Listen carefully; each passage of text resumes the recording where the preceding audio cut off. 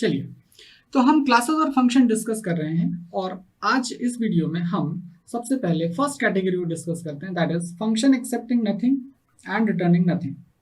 इसका मतलब है जो भी फंक्शन हम बनाएंगे वो फंक्शन कोई भी आर्ग्यूमेंट एक्सेप्ट नहीं करेगा और ना ही वो फंक्शन कोई वैल्यू वापस रिटर्न करेगा या लौटाएगा। कुछ एग्जाम्पल्स हम इसमें देखना चाहेंगे।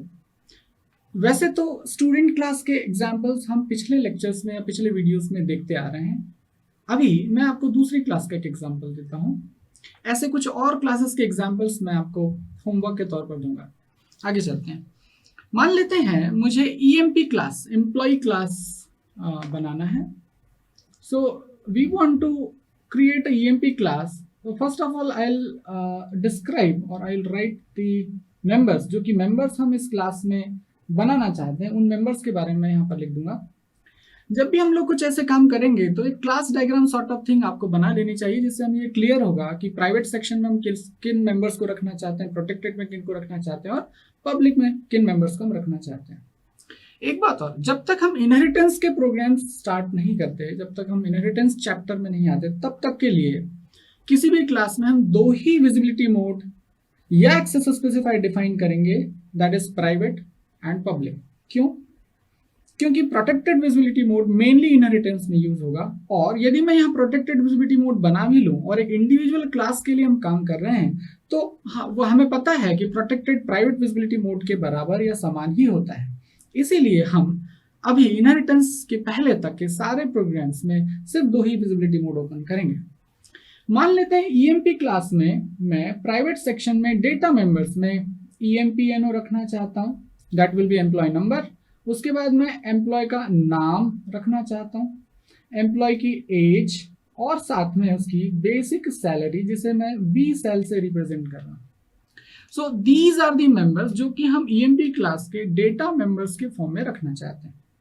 अब मैं यहाँ पर इन डेटा मेंबर्स के ऊपर ऑपरेशन परफॉर्म करने के लिए कुछ मेंबर फंक्शन बनाना चाहता हूँ और जो कैटेगरी हम डिस्कस कर रहे हैं उस हिसाब से या उसके अनुसार यहाँ पर मैं दो मेंबर फंक्शन बनाता हूँ। That the first function will be get EMP and this function will not accept any argument. ये फंक्शन एम्प्लॉय के डेटा को इनपुट कराने में मदद करेगा। इसी टाइप से मैं दूसरा फंक्शन और डिफाइन करूंगा, लेट्स से पुट EMP, और ये एम्प्लॉय की इंफॉर्मेशन को डिस्प्ले करने में मेरी मदद करेगा। तो यहाँ पर ये जो फंक्शन होगा ये ना ही कोई आर्ग्यूमेंट एक्सेप्ट करेगा और ना ही कोई वैल्यू रिटर्न करेगा। So this will be the function of the first category, that is function accepting nothing, that is no argument, returning nothing, no value. आइए तो हम इस क्लास को अब बनाने की कोशिश करते हैं। Let us start with the class declaration first. So the class, that the class name, class, the name of class will be EMP, and then we'll open the private visibility mode, and this private visibility mode we will define all the data members taking the EMPNO as integer। उसके बाद हम लोग name define करेंगे, that will be of the character type. हर नाम 20 character का होगा, इसलिए it will be character array. Age स्टोर करने के लिए हमने एक मेंबर डिफाइन कर लिया एज, जो कि इंटीजर टाइप का होगा, और बेसिक सैलरी को स्टोर करने के लिए मैंने फ्लोट मेंबर डिफाइन कर दिया, that is B cell. This is how we will define these members in private section. अब हम इन मेंबर्स को, जो कि मेंबर फंक्शंस है, उन्हें हम डिफाइन करने की कोशिश करते हैं। लास्ट लेक्चर्स में हमने पढ़ा कि नॉर्मली जो मेंबर फंक्शन होते हैं उन्हें हम पब्लिक सेक्शन में डिफाइन करते हैं। तो यहाँ पर हम पब्लिक सेक्शन ओपन करेंगे और इन फंक्शंस को डिफाइन करेंगे, सॉरी डिक्लेयर करेंगे। हाँ, आप यहाँ डिक्लेयर डिफाइन दोनों कर सकते हैं। यदि आप सिर्फ डिक्लेरेशन करना चाहते हैं, आप एब्स्ट्रैक्शन अचीव यदि करना चाहते हैं तो आप सिर्फ यहाँ डिक्लेरेशन कर दीजिए। यदि आप एब्स्ट्रैक्शन नहीं चाहते हैं तो आप यहाँ डिक्लेरेशन के साथ डेफिनेशन दोनों ही चीजें प्रोवाइड कर सकते हैं। यहाँ मैं इस एग्जाम्पल में डिक्लेरेशन करता हूँ, डेफिनेशन हम बाद में करेंगे और हमें स्कोप रेजोल्यूशन ऑपरेटर फिर यूज करना होगा। देखते हैं। सबसे पहले गेट EMP फंक्शन को मैं यहाँ पर डिक्लेयर करता हूँ। So this will be the get EMP and as it is a declaration I must terminate with the semicolon. The next function, that is void, function का नाम होगा put EMP and this class declaration will be up over here। चलिए, तो यहाँ मैंने एक class बना दी, इसमें प्राइवेट सेक्शन में डेटा मेंबर्स, पब्लिक सेक्शन में मेंबर फंक्शंस। आइए अब हम इन मेंबर फंक्शंस को बाहर डिफाइन करते हैं। क्लास के बाहर ही अब डिफाइन करना होगा। यहाँ तो हम क्लास को बंद कर चुके हैं, टर्मिनेट कर चुके हैं।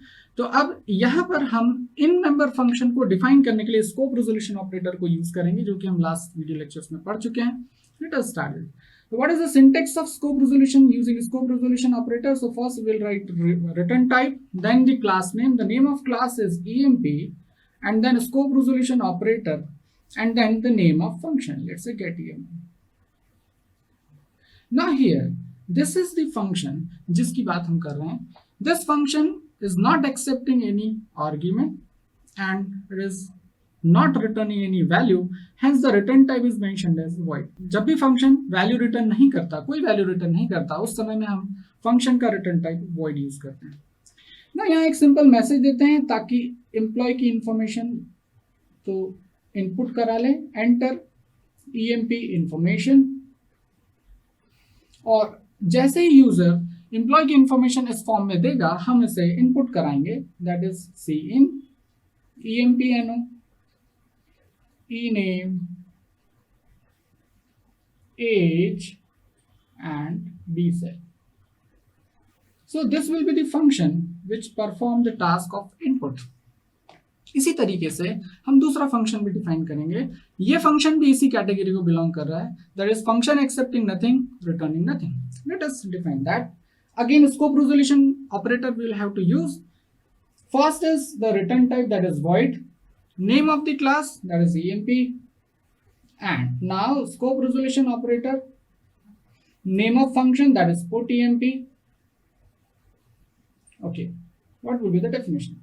Through this function will just display all the members. तो यहाँ पर मैं सिंपल एक cout स्टेटमेंट लिखता हूँ, that is cout emp no ename. Sorry, if I'm using ename over here, so I should change this to ename. Okay, ename. Then next is age and bcell.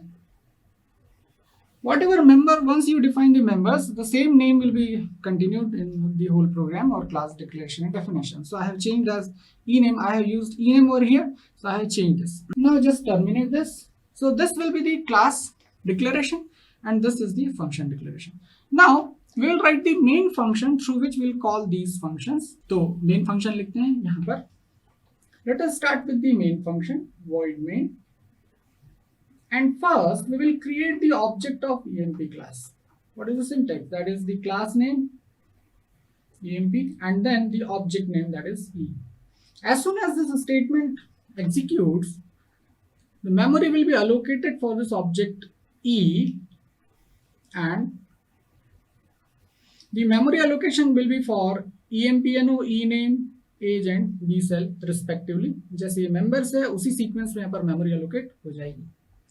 Now I want to populate this object. मैं यहाँ पर data को store करना चाहता हूँ. तो अब ये एक फंक्शनैलिटी है. इस फंक्शनैलिटी को अचीव करने के लिए ऑब्वियसली हमारे पास इस क्लास में मेंबर फंक्शंस डिफाइंड है, तो हम उन्हीं मेंबर फंक्शंस को यूज करेंगे इन ऑब्जेक्ट्स के ऊपर या इन ऑब्जेक्ट के डेटा के ऊपर ऑपरेशन परफॉर्म करने के लिए. ठीक है, चूंकि मुझे अभी इस ऑब्जेक्ट के लिए डेटा को पॉपुलेट करना है, इनपुट कराना है. For input we are having the function get emp, so I will invoke that function. अब हमें पता है कि क्लास के किसी भी मेंबर फंक्शन को कॉल करने के लिए, इन्वोक करने के लिए हमें उस क्लास के फंक्शन के साथ साथ उस क्लास के ऑब्जेक्ट की भी जरूरत होगी, और बीच में हम डॉट ऑपरेटर का उपयोग करेंगे. To invoke any member function with the help of the object of class, you must have to use the dot operator in between the object and the function. So we'll call that. So for that I'll write e, that is the object name, and then the name of function, that is get emp. Now, जैसे ही ये statement execute होगा, तुरंत ही आपका program pointer get emp function के पास पहुंचेगा. यहाँ पर एक स्टेटमेंट डिस्प्ले किया जाएगा, that is enter employee information. इसको पढ़ते ही यूजर कुछ इंफॉर्मेशन देगा एम्प्लॉय की, और वो emp no ename, age और bcell में स्टोर हो जाएगा. द पॉइंट इज, यहाँ ये तो नहीं लिखा है कि ये emp no ename, age और bcell किस स्पेसिफिक ऑब्जेक्ट का है. ये कैसे पता लगेगा? मैं दूसरे शब्दों में कहूं, यहां ये तो नहीं लिखा है कि e.empno, e.ename लाइक दैट। तो एक बात ध्यान रखिए, जब हम क्लास बना रहे होते हैं तब हम जनरल बात कर रहे होते हैं, किसी स्पेसिफिक ऑब्जेक्ट की बात नहीं कर रहे होते हैं, एक कॉमन क्लास के बारे में बात कर रहे होते हैं। तो कॉमन क्लास में EMPNO होगा, जितने ऑब्जेक्ट्स होंगे इस क्लास के उन सबके EMPNO होंगे। डिफरेंस क्या आएगा? सारे ऑब्जेक्ट्स के EMPNO की वैल्यू जो होगी वो अलग अलग होगी। तो इसलिए यहां पर हम कॉमनली, जब हम कॉमन क्लास के बारे में बात करते हैं तो सब के बारे में बात कर रहे हो, तो हम यहाँ सभी के EMPNO के बारे में बात कर रहे हैं। तो फिर स्पेसिफिक कि ये ई का ही EMPNO होगा, वो कहां से रिफ्लेक्ट होता है? वो यहां से रिफ्लेक्ट होगा। तो एक स्टेटमेंट है इसके लिए, for any invoking object the members will be readily available in the member function. I repeat, for any invoking object, the members may be data members or member function, will readily available in the function. तो यहां पर जो EMPNO है वो अपने आप किसका हो जाएगा? E का। तो इस तरीके से यहां जो EMPNO है वो इस E का EMPNO होगा, मतलब यहां। और मान लेते हैं यदि यूजर 1 वैल्यू देता है तो 1 यहां स्टोर हो जाएगा। एम्प्लॉय का नाम मान लेते हैं ABCD होता है। किस एम्प्लॉय का नाम ABCD की बात हो रही है? तो इस फंक्शन को किस ऑब्जेक्ट ने कॉल किया? ई ने। इसीलिए यहां पर जो भी नाम आएगा वो ई का नाम होगा और यहां पर उसका नाम लेट्स से ABCD। लाइकवाइज यहां पर एज 20, 25 जो भी आप 30 and let's say basic salary 5000 और 10,000, 50,000 जो आप रखना चाहते हैं, that is the. So this is how using this getEMP function which do not accept any value, neither this return any value, मैंने एक एम्प्लॉय की इंफॉर्मेशन इस ऑब्जेक्ट में स्टोर कर दी। सिमिलर फैशन अब हमें इसी एम्प्लॉय की इंफॉर्मेशन को डिस्प्ले करना है, उसके लिए हमारे पास फिर से एक दूसरा बिहेवियर है, दूसरा फंक्शन है, हम उसे कॉल करते हैं। वो भी फंक्शन इसी कैटेगरी को बिलोंग कर रहा है। उसे कॉल करने के लिए मुझे फिर से लिखना पड़ेगा, that is e.putEMP and this function will display the information of this employ object E। इसीलिए क्योंकि इन्वोक E ऑब्जेक्ट ने किया है, putEMP फंक्शन को E ऑब्जेक्ट ने इन्वोक किया है, इसीलिए E ऑब्जेक्ट का ही डेटा डिस्प्ले होगा। इस तरीके से आप कई ऑब्जेक्ट्स बना सकते हैं। या हमने अभी सिर्फ एक ही ऑब्जेक्ट के लिए काम किया है। And let us terminate this using getCH। So this is the simple example of this category, that is the function accepting nothing, that is no argument and returning nothing. आपके लिए मैं यहाँ पर कुछ क्लास स्ट्रक्चर्स बना के देता हूँ, आप इनको प्रैक्टिस करिएगा। कुछ ऐसी ही क्लासेस आप बना सकते हैं, जैसे कि आप एक कॉम्प्लेक्स क्लास बना सकते हैं। इस कॉम्प्लेक्स क्लास में आप जो डेटा मेंबर्स लेंगे वो मैं यहाँ मेंशन कर देता हूँ, you just right. Data members में हम लोग यहाँ पर रियल और इमेजिनरी को मैं शॉर्ट में IMG लिख देता हूँ। और जो मेंबर फंक्शंस होंगे इस कैटेगरी को बिलोंग करने वाले हम यहाँ पर लिख सकते हैं, let's say getComplex, that will be the function and another function will be putComplex. So try this on your own, इसे आप खुद से ट्राई करिए।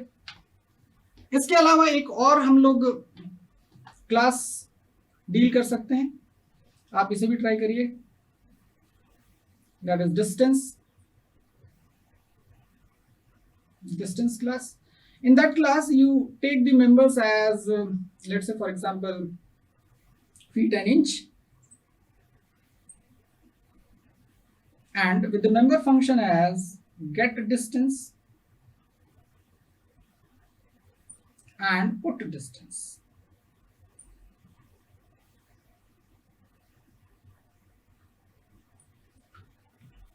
इसी तरीके से और भी एग्जांपल्स आप ले सकते हैं। एक क्लास में आपको और दे देता हूं, जैसे कि time class, you can have the time class. So time class, in time class just take the members as HH for hours, MM for minutes and seconds, SS for seconds, and the member function let's say getTime and putTime. So all are the simple classes, that is complex class, distance class, time class, one student class we have already discussed. So इन सारी classes के लिए भी आप इन functions को देखिए, इसमें वो सारे फंक्शंस है जो कि कोई भी आर्गुमेंट एक्सेप्ट नहीं कर रहे हैं और ना ही कोई वैल्यू लौटा रहे हैं. So this is all about the first category function, that is function accepting nothing and returning nothing. Thank you.